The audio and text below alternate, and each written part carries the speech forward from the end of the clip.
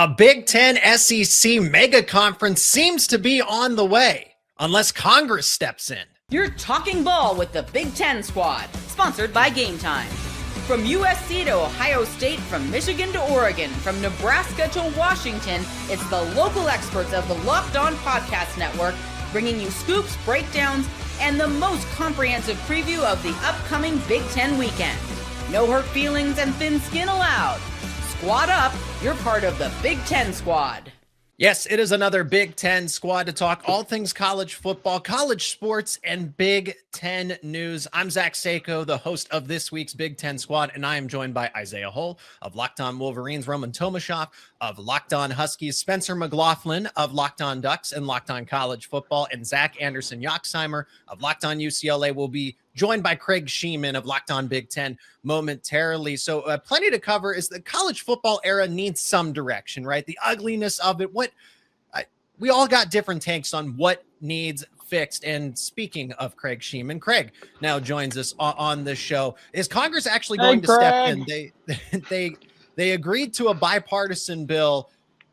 And is this going to stop the super ultra mega conference that is supposed to be coming soon? There's this is the first that I've heard of this Project Rudy that is supposed to, and it's going to be the 70 school private capital expanded playoff. So everything that we've basically been discussing, but now only for a select group of schools. If you happen to make the cut, I think all of our schools are safe. Isaiah, is this what we need for college football? Because we'll get to Congress in just a moment. Super mega conference. Big fan or no? For once, I'm actually going to agree that this is actually what's going to save college football. So hear me out. Here's how this could work. It's genius. What you do is you take all of these 70 teams and you divide them in to these different regions, right? So then you've got different that play each other. And then can we call them like conferences? You know what? That's a great name. No, I think it could catch on. So I mean, and then you only have so many games against them. So you play other games against other teams that aren't within your little conference. I mean, that's kind of where we're headed. I actually did a mock of this on Locked On Wolverines back in 2020 and said, like, okay, if you're going to do all this expansion, expand again, and then just contract again. And that's kind of where we're weirdly headed. Craig, you are Mr. Big Ten, so you're going to have the most nuance with all of this. Super conference, Congress. Again, we'll get to Congress specifically and what they've conjured up here. But are you fearful of the mega conference? But since the Big Ten and the SEC survive, it's kind of not all that bad. And then you pick and choose which schools from the other conferences would join along, because that would be about 30 plus more schools that come in. My vision has always been on Lockdown Big Ten, probably by the end of this decade when the new TV deals get going, would be that the ACC and the Big 12 would implode because their TV deals are so bad. And then the good teams are going to scurry like musical chairs. So the SEC and the Big Ten, and the SEC and the Big Ten will be about 24 teams each. And then that's going to be your super conference. And everybody else who's left behind, they're going to be some sort of subdivision. Now, whether it happens that way or whether it happens with Congress, with all the stuff that's coming through right now that you were talking about, one way or the other, we are going to get to a super conference. Now, whether that involves all schools or just football, that could be debated as well. Anything that Congress does, every element of it, whether it's the 5 and 5 or whether it's the size of these conferences, whatever, every element will be sued. Somebody's going to get a lawyer somewhere and say, let's sue this and tackle it. So whatever's decided, and then it's going to go through the Supreme Court and all that kind of stuff. And then we'll have our final rules after the court has its say. But, just because Congress passes something, I don't think that's going to happen automatically. We got to go through the process, make it law, then the Supreme Court, and then we'll pick and choose whatever is the law of the land at that point. But in football in the 2030s, regardless, it's going to look a lot different than it does in the 2020s. Yep. And there will be some sort of super conference, one way or the other. Point of order, Mr. Chairman. Point of order. May I? Go for it. Can I just point out that Craig's desire to kill the Big 12 and the ACC, to scrap them for parts and like he's Rey in a particularly poor Star Wars movie, I would just like to point out that makes Craig evil, greedy capitalistic warmonger, and he should be labeled as such. Well, He's I'm worse just gonna, than response. I'm Greg just Sankey.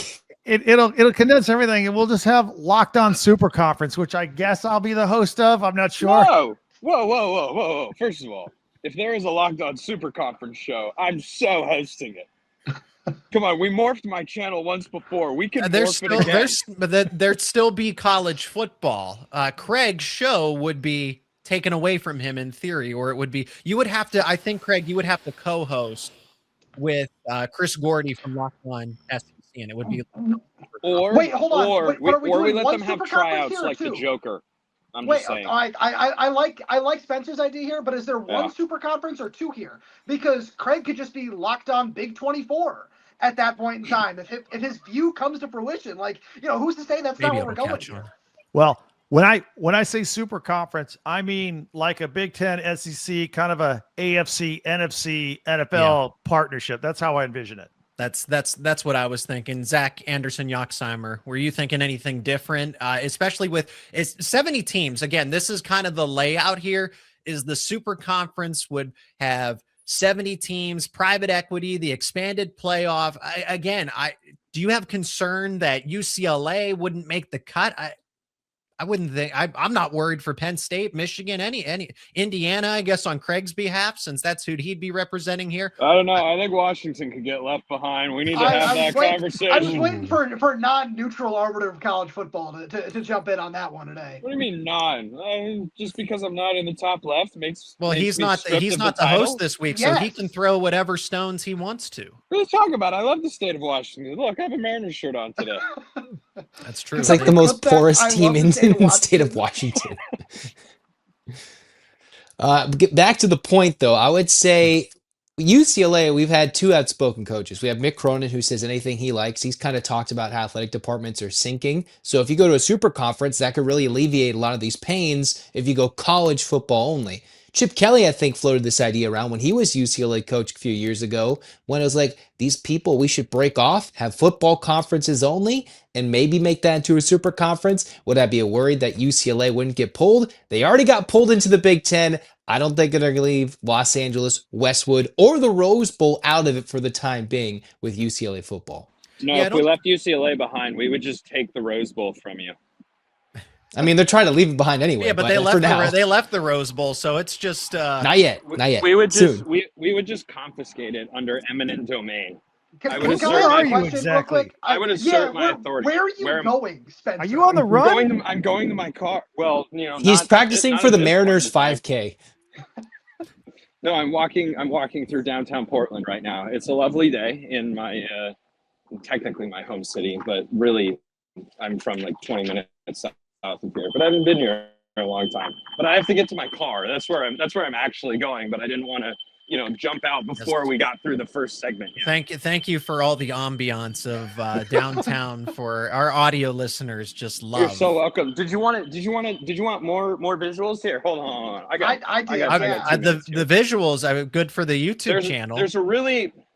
I have no idea how to flip my camera around in this particular app. Grandpa doesn't know how to use technology. Look at that church. Look at that church. That's beautiful architecture right there. That's European-esque. And I just ate at the greatest cupcake shop in the world, Stank Cupcake. If you ever go to Portland, I promise you better get there before they run out. They were almost all out of cupcakes when I got there. I would have been heartbroken if I hadn't got one. Like Oregon's non-conference schedule? Nice. That was good. That was well played. Yes, but like Washington's football program, I'm now descending underground, and I won't be able to connect with anybody. Wow, that was just an incredible one there from Spencer. Hey, I wish we were shocked. I worked it in seamlessly. Roman, I'm going to let you lead it off because as we talk about Congress, the new bipartisan proposal that they have agreed upon, nothing passed, but they've agreed upon something.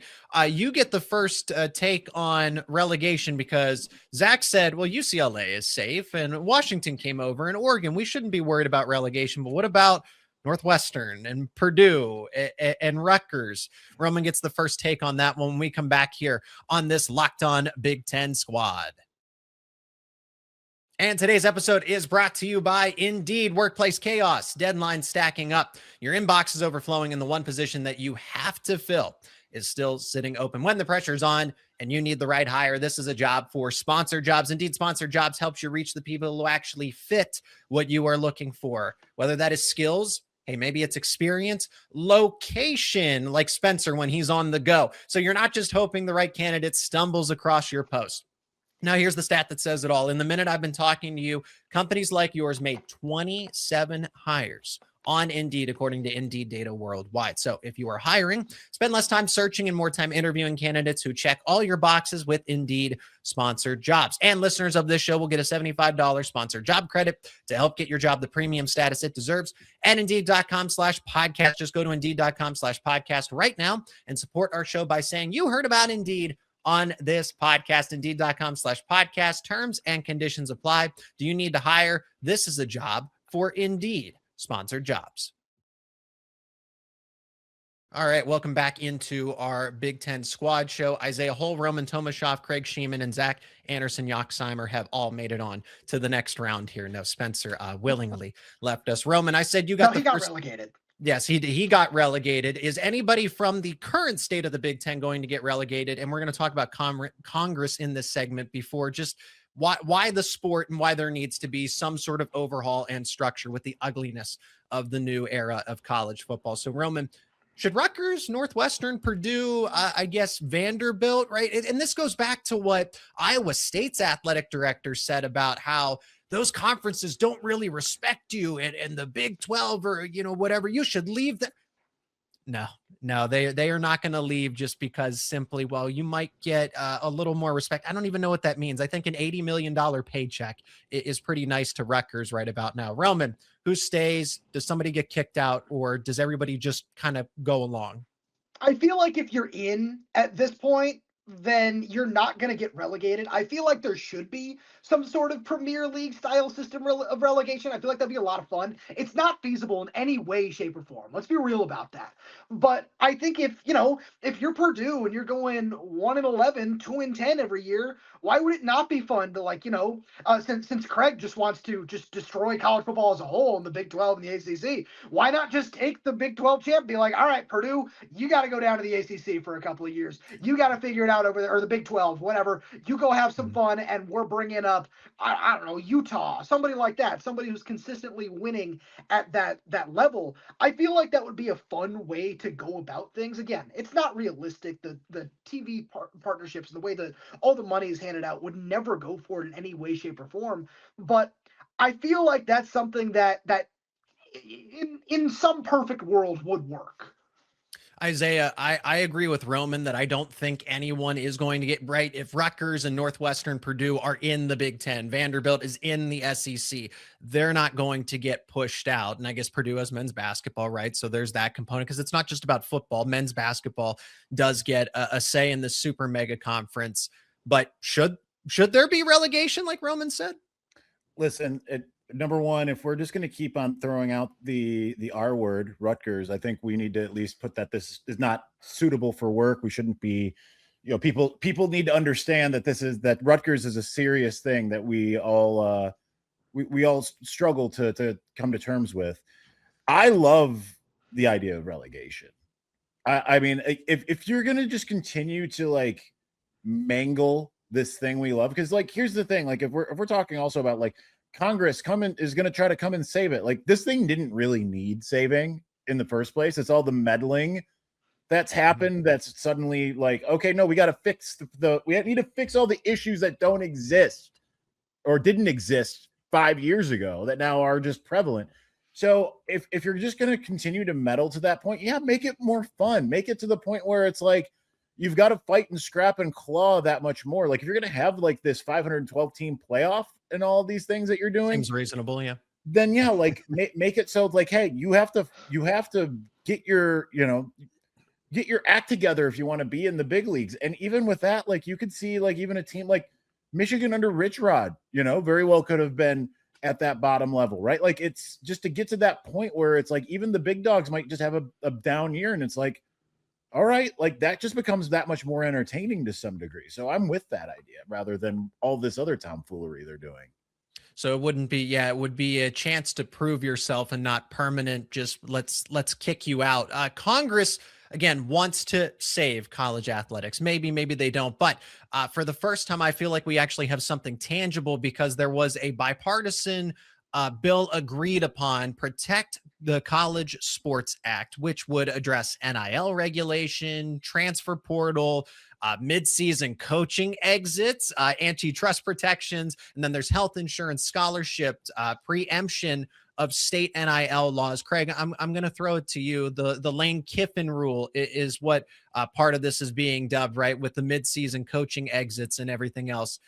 The bill would reportedly limit athletes to one unrestricted transfer and then, yeah, preventing coaches from leaving before the season ends. Okay. Is this a waste of time? Is there even any point to this? Because the SEC and the Big Ten, with what we just talked about, what they want to do, does this have legs, or are you just saying that they're just doing it for show? Probably a little bit of both, but I've heard people in and out of sports and business say, look, get your act together, because the last thing you generally want is for Congress or the government to get involved and tell you the rules of how to do your business. It's usually not in your best interest to let them make all the rules and then decide, and then you get pigeonholed into something you might not like. Back to the eviction thing. We talk about Iowa State's athletic director, Jamie Pollard. 2 years ago, he started talking about, again, he's in the Big 12, how the Big 10 and the SEC would start evicting bottom feeder schools. Well, 2 years ago, there was no bigger bottom feeder school than Indiana University. Look at them now. So you got to be careful who you're going to bounce out of these things. I just kind of want to tie that last topic together. But yeah, you don't want Congress making rules for you, but it looks like we're at the doorstep of that happening right now. Zach, your expectations for maybe at least Congress kickstarting some uniformity in college athletics?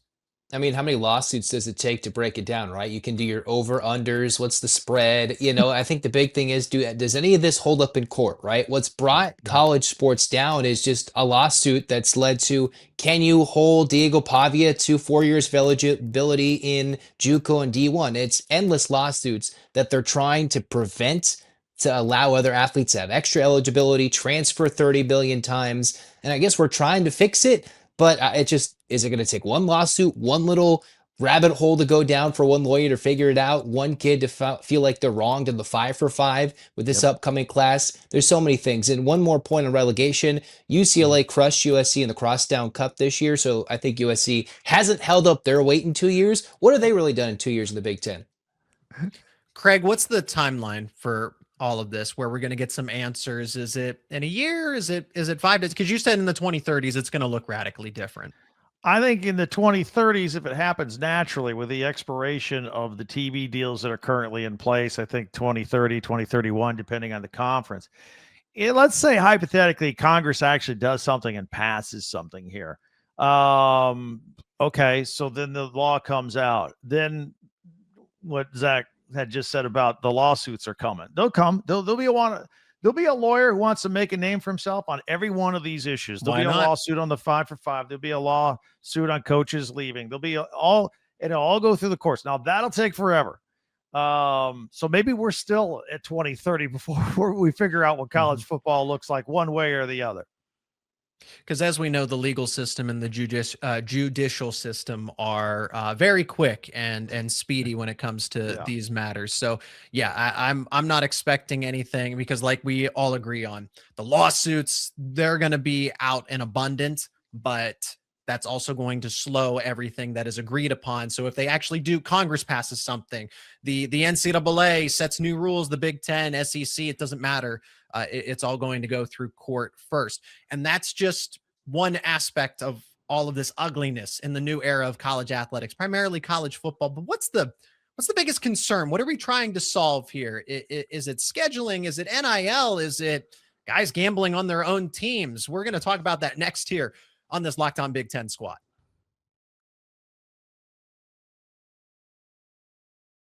All right, and we wrap things up. Isaiah, Roman, Craig, and Zach are all still here alongside myself, the host of this squad, Zach, as well.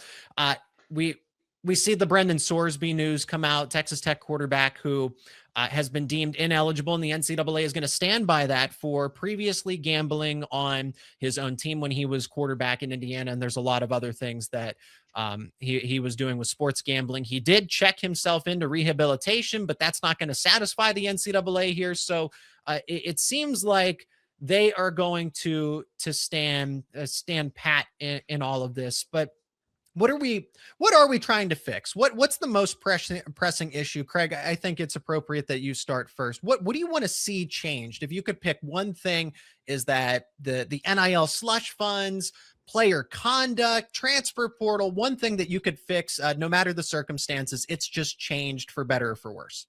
Well, regarding the Sorsby thing, I think that's the one power the NCAA still really has, is determining eligibility, or at least they think they have. And they used to run a pretty decent basketball tournament till they let 76 teams in. We'll see how that plummets. But I think the first priority is a rather simple thing, and that's the actual sports calendar. Now, we've helped that a little bit by only having one transfer portal period in football. You know, last year we had one in the spring as well as in January. We got to get that dialed in. Maybe that dovetails as to when coaches can leave or can't leave.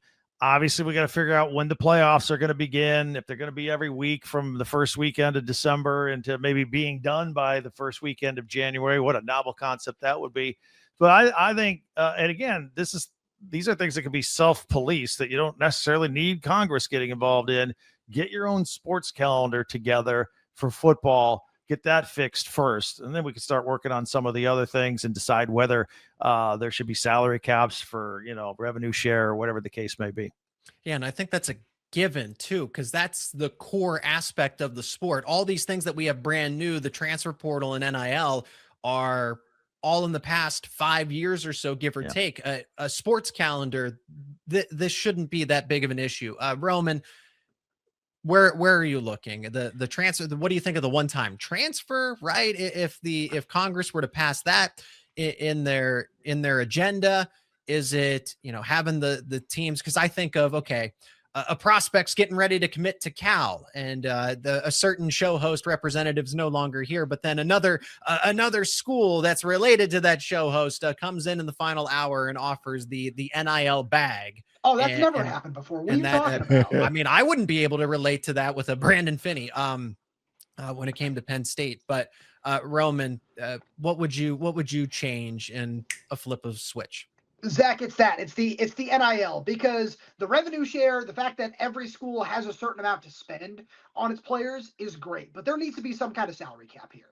It's just getting a little ridiculous when we look at just what some of these top schools, and I'm not saying it's bad that these schools have this money, right? If you have the donors, all that's great. That's cool. But it's one of these things where we're about to see a massive lockout in the MLB because of all of this and the way it just kind of skews the competitive balance of the sport. So I would have to go with that specifically, because when we look at, what Texas Tech is able to do and just go shell out, it's going to cost $55 million to build our roster this year. Okay, cool. Yeah, we're just going to go do that. And I think that's one of those things where there needs to be some kind of much harder just ceiling. So much harder cap, whatever it is that you want to say on NIL as a whole, because it is a little insane. We can go out there and it makes the flips, all of that angle of recruiting, that's never going to go away. We're still going to see those things, but now all of a sudden, hey, you want to go pay that big bag to flip that top quarterback or top defensive lineman, whoever it might be. All right, all of a sudden you're going to have to go budget at another position. You're going to have to really figure that out, which is, I think it's a lot more fun, and it adds a whole lot more pressure to some of these coaching staffs as well, where, we're going to see extra job security if there's a 2014 playoff.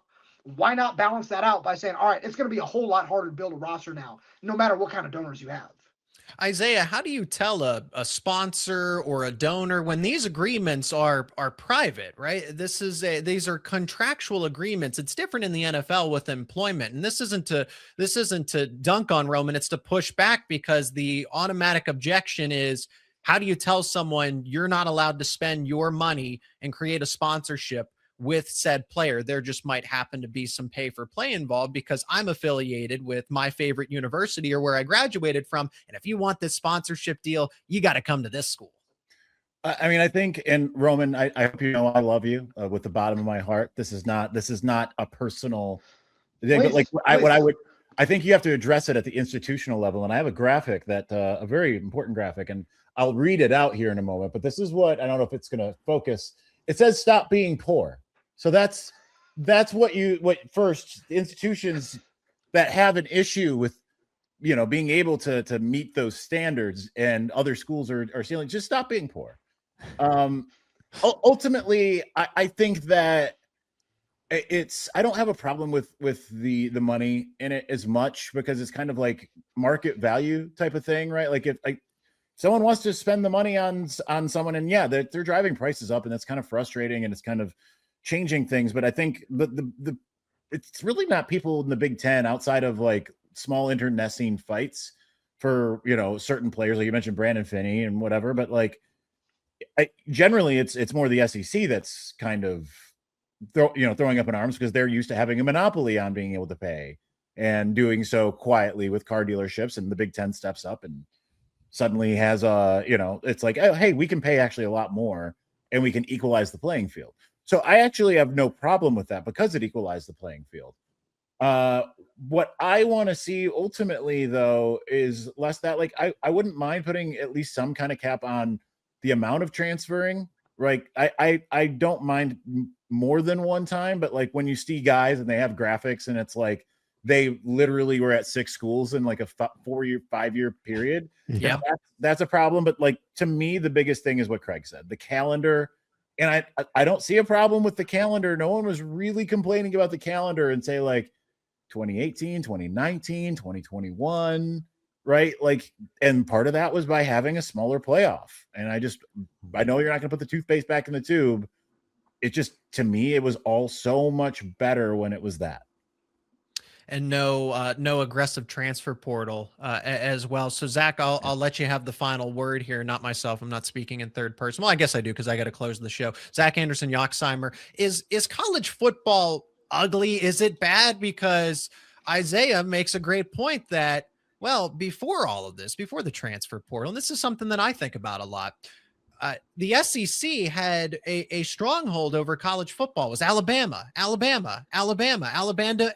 decisively. And then Georgia gets in there, but we kind of figure out that team building and program building is not all equal. And now that it is, because all resources are kind of available at this point, some schools have more than others. We have Indiana winning a national title. So this is what it has spawned. So is all of this worth it in your mind? Because now we actually do have somewhat of a competitive balance, where Indiana at the bottom of the Big Ten in a super Big Ten conference, as it is the Big Ten expansion, went undefeated. I forget which coach said that was never going to happen again. You will never see an undefeated team. You saw an undefeated Indiana team win a national title. So is college football really that ugly? I mean, maybe not to the point of Bryce Harper with the toothpaste out of the tube into his mouth. Oh, you don't do that? Toothpaste into. That's not how I you don't. do. I tried that. That's awkward. Just kind of how college football and college sports is right now. Like, it's like, does it get the job done? I guess, but obviously it's not as awkward as that video Bryce Harper did. And, expansion, interesting, not needed, but we're doing it anyway. Competitive equity. That's fun. Obviously, seeing Indiana compete. If UCLA steps things up, obviously they can sort of compete in different sports. But the problem is, for me, I think it's the transfer portal. I'm tired of seeing a kid at 5 separate schools trying to get 5 separate bags. You're not going to set your 5. Like if it's 5 for 5, it's not supposed to be 5 separate schools. Let's incentivize them to stay at one school, right? It's one thing to give a big bag, but kids love to play. Players love to play. So then let them go find a place to play. And if they graduate, give them a second transfer. That seems like a pretty safe thing. And that also incentivizes academics. If you graduate in 3 years, go get your second transfer earlier in your 5 years. Players do that. It's tough. It's rough. But I would say the transfer portal is probably the thing where it's like, how often do you know everybody on your roster is going to be there the next year? You don't. The beauty of college sports used to be, oh, these guys might stay there a couple years in a couple of sports. You think this team might build. Nope. Your conference player of the year, freshman of the year is going to another conference. And then this big conference going to another conference. And it can be fun. It's entertaining for us to talk about, but I think it's really killing college sports as a whole. We got a great group of guys every time we get together for a Big Ten squad. Zach Anderson Yoxheimer of Locked On UCLA just closed us out there. Craig Sheeman of Locked On Big Ten is here. Roman Tomashov of Locked On Huskies. Isaiah Hull of Locked On Wolverines. We also had Spencer McLaughlin of Locked On Ducks and Locked On College Football as he was on the road out and about in Portland. I guess I disclosed his location there. My name is Zach Sago, the host of Locked On Nittany Lions, and very privileged to be hosting this week's squad. We'll catch you again next week to talk all things Big Ten and college athletics here on the Locked On Podcast Network.